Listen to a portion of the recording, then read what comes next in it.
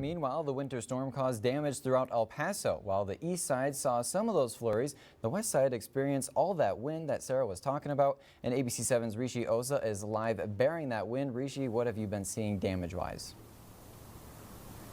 Yeah, Michael, as you can see behind me, that wind has been knocking down trees throughout the city. This is just one of them, and I tell you what, the situation could have been a lot worse had this tree went the other direction and fell into the house rather than on the cars, but still, pretty unfortunate situation for this household here. And that wind, it's still ripping throughout the city today, so there is a chance for more damages like this to happen today. So if you're driving, make sure to watch out for any debris that's going around or for any power lines or lights that have fallen over. And if you're driving around, watch out for any crews that are working around it. Just in this neighborhood, we've driven past a few already, and they can definitely pop up on you if you're not careful and if you're not paying attention. And I tell you what, the temperature around here has dipped considerably just over the last 10 to 15 minutes. That wind chill and the wind really making an effect here. So we'll keep you updated on the damages and how to stay safe when you're out there on the roads, or if you're just outside working, coming up in our later newscast. But for now, reporting live in West El Paso, Rishi Oza, ABC 7.